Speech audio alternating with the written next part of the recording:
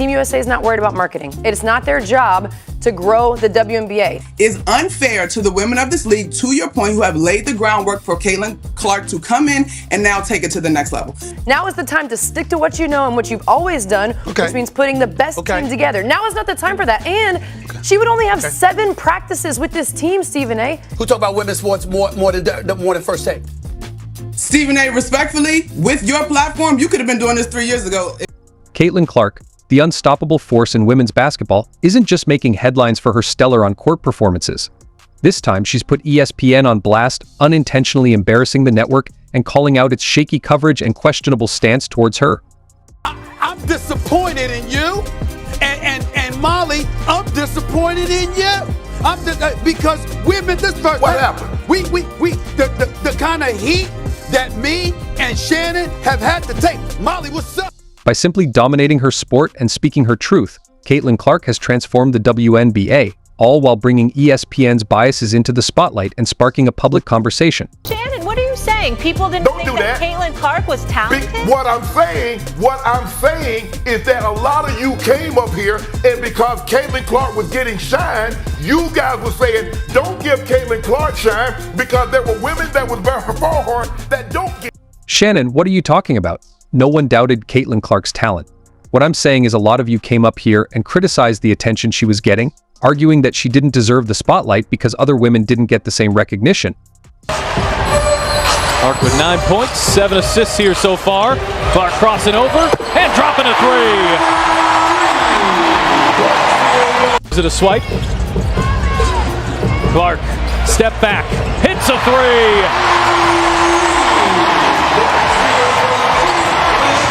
5 triples. Caitlin, go ahead and shoot till your arm falls off. And Mitchell knocks that one away.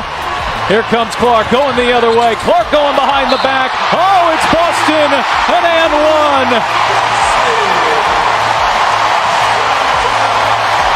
Did you know you were 1 rebound away from your second triple-double? Of course I knew, but honestly, we were just trying to get stops. I thought our defense got a lot better there at the end of the game, but we need to find a way to be consistent there for 4 quarters. So proud of our group. We found a way to get it done, but somebody had to get the rebound. So AB was joking. We always joke about stealing each other's rebounds, so it was fun. It all began with the massive attention Clark was receiving long before she even started her current season. Her college basketball dominance and seamless transition to the WNBA brought a wave of fanfare that few could ignore. She was receiving all the accolades, the praise for everything that was happening in the WNBA, and she hadn't even played a game yet. So people were just saying, respect who did it before, respect the other. She was touted as the future of women's basketball, a record-breaking superstar in the making. Yet, despite her undeniable talent, ESPN personalities often failed to give her the credit she truly deserved. It wasn't that anybody didn't think she was going to be successful or not play. It was just that we felt that other players in the W deserve shine. Instead, many attempted to downplay her accomplishments, claiming the praise she received was premature and undeserved compared to other NBA stars. Respect the other stars like the JaWilsons. We're also seeing Angel Reese and others like that bringing attention to the league. So it wasn't that anybody was knocking her or denying it, but also now she's backed it up. So as far as the Olympic spot, it was just based purely on marketing and garnering attention, we thought that was undermining the integrity of the game. It soon became clear that Clark had been paying attention to all the chatter. In a surprising move, she finally spoke up during interviews and media appearances, holding nothing back and not mincing words. Rare 3-point miss. It seemed like Camilla turned and said something to you. Was that you pointing up to the scoreboard? I think it was a fan. I was just having fun with the fan. Nothing to do with Camilla. I love Camilla. Camilla's awesome. But yeah, I just launched one for fun. It was kind of a bomb. It was a good air ball. Had to get a good air ball in there. You guys pray for me. Respecting other stars like a JaWilson, Angel Reese, and others who brought attention to the league was never the issue. No one was knocking Caitlin Clark or denying her talent. But initially, when her Olympic spot seemed based more on marketing and attention than merit, it felt like it undermined the integrity of the game. Now, however, she's proven herself and backed it all up. The league could not be in a more exciting place than it is right now. Certainly, the attention on women's basketball right now is at an all-time high, and this league has been poised and ready for at least the last 2 decades for this moment. We have the star power, we have the elite play on the floor, but it's been a bit of a hidden gem. Well, it's not going to be hidden much longer, and a lot of that is because of this draft class and Caitlin Clark. The one thing that I love that she's bringing to her sport, more people want to watch. She tackled the criticism directly, making it clear she was aware of the efforts to diminish her success.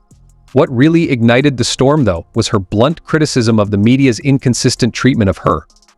Rossi knows how to get Brittany Griner the ball on the inside more than anyone else on the team does. Like, there's no way as a professional athlete you can sit here and completely discount what team chemistry and player chemistry. The controversy exploded not just because Clark spoke out, but also due to the involvement of some major names in sports media. Among the key figures thrust into the spotlight was ESPN's Molly Kieran. I could actually argue that it hurts the game more if they had given her a roster spot over someone more deserving. So go ahead and argue. That's exactly what I'm saying, because I think it makes a mockery of the women's game. If the focus on, now we just have to have people because of marketing and their attention, and they're not as talented, we're not putting the best team out there. What did you just say? They're not as talented. Say it again to my face. They're not as talented. Come again? They're not as talented. Several months later. Now it's crickets. No one denied the fact that she's a star and she couldn't play. It was just that it takes. Y'all were denying it, Molly. Don't do that. And there's Don't do that, Molly. Shannon, what are you saying? People didn't think that Caitlin Clark was talented. During a heated debate on First Take, Kieran implied that Clark's ascent to the top was more about luck than her exceptional talent, suggesting that injuries to other players had simply cleared the path for her success. The suggestion that Clark's achievements were less legitimate due to external factors didn't sit well with anyone who had witnessed her exceptional performance on the court. The backlash was swift and fierce as Caitlin Clark's supporters rallied in her defense. Fans, analysts, commentators, and everyday viewers took to the internet to express their outrage. They highlighted that Clark's record-breaking achievements and the massive attention she brought to the WNBA were due to her extraordinary talent, not the misfortune of others. The notion that her success was solely because of injuries to other players was seen as an insult to both Clark and her dedicated followers. The controversy wasn't limited to Kieran's remarks. ESPN, long accused of biases, selective reporting, and favoritism, found itself under renewed scrutiny. This incident spotlighted ongoing claims of the network's partiality, with some hosts seemingly holding personal grudges against certain athletes. The subtle digs and downplaying of Clark's success stood out, especially in contrast to the praise given to other players like Angel Reese and JaWilson, which only fueled the debate. Shannon Sharpe's comments added fuel to the fire. He noted that the attention Clark was receiving overshadowed other WNBA stars, stirring additional controversy. This wasn't merely about comparing athletes, it highlighted a double standard in the coverage. While Clark faced criticism for her visibility, other athletes in similar situations received praise, making the favoritism and inconsistencies glaringly obvious. The situation reached a turning point with Stephen A. Smith's intervention. Known for his bold and unfiltered opinions, Smith, who had previously covered high-profile incidents like the Tyreek Hill police matter, turned his attention to the Clark controversy. In a rare moment of clarity, Smith defended Clark, calling out ESPN's hypocrisy and expressing disappointment in how she had been treated. "I'm disappointed in you, Molly," he said directly to Kieran, addressing the criticism of Clark. Smith's defense underscored that Clark's rise was a result of her relentless hard work, dedication, and undeniable talent, marking a significant shift in the narrative. The controversy forced ESPN to confront simmering biases, but it didn't end there. Pat McAfee, another larger-than-life ESPN figure known for his brash style, made a controversial remark about Clark on a live broadcast. By referring to her as a white player and downplaying her achievements, McAfee reignited the debate on race, gender, and bias in sports media. The comment reduced Clark's success to her race, prompting outrage and calls for accountability. However, ESPN's response was tepid at best. The network failed to address the deeper issues of bias and unfair treatment, and McAfee faced no real consequences, with the incident quickly fading from public view. This lackluster response from ESPN highlighted the network's preference for maintaining the status quo over addressing its internal issues. Meanwhile, Caitlin Clark remained laser-focused on her game, continuing to break records and attract massive audiences. Fans rallied around her, not only for her exceptional talent but for her grace under pressure. Clark used the controversy as fuel, further elevating the WNBA with her incredible performances and undeniable star power. Clark's response and continued excellence on the court have transformed the WNBA. She has demonstrated that athletes can challenge unfair treatment from the media and demand respect. Her rise is more than a testament to her basketball prowess, it's a story of resilience, determination, and the power of athletes to drive change.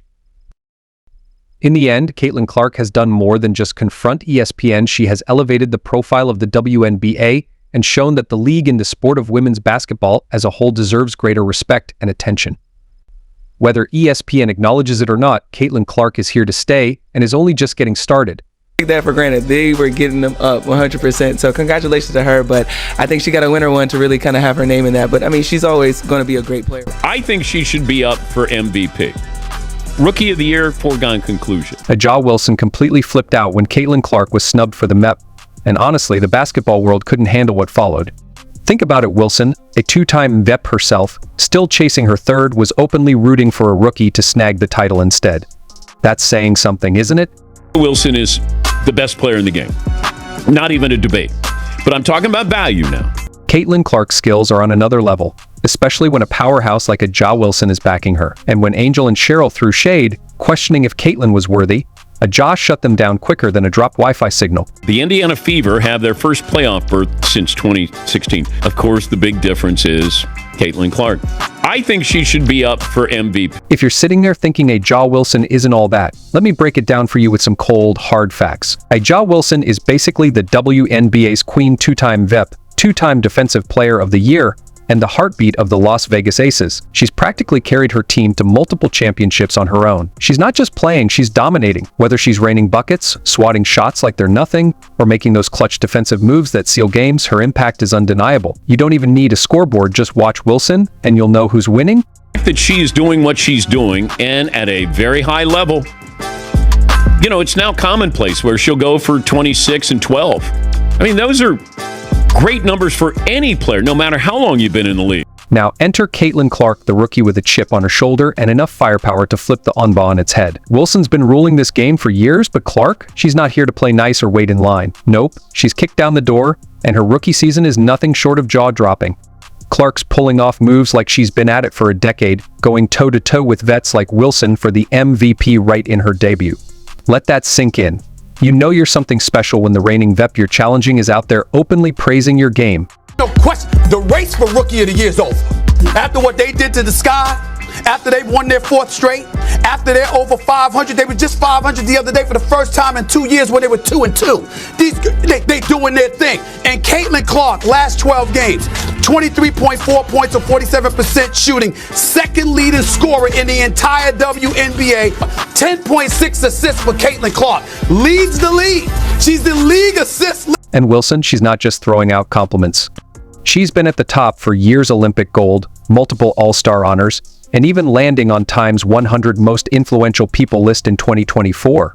That's not just a player, that's a legend. A Jazz been dropping insane numbers this season, averaging over 27 points and 12 rebounds a game. Yet, even in her peak VEP form, she's looking at Clark and saying, you know what? This rookie might just deserve the crown. When someone like Wilson gives you that kind of nod, it's like Onba royalty handing over the keys to the kingdom. Caitlin Clark has been flat out balling, and she has elevated her level of play to a point. There is no debate. As Stefan put it, Caitlin Clark didn't just enter the scene, she crashed through like a wrecking ball on a mission. This rookie isn't fumbling through her debut, she's shattering records and leading her team in points, assists, and steals like it's her day job, with around 17.8 points and 8.3 assists per game. Those aren't rookie stats, they're VIP numbers. And she's not just padding her own stats, she's making everyone around her better. What's wild is how Clark has completely revamped the Indiana Fever. They went from being the league's doormat with a miserable 2-8 record to a playoff hopeful, all thanks to Clark. She's turned them into a must-watch team with a level of leadership and composure that's unheard of in a rookie. She even notched a triple-double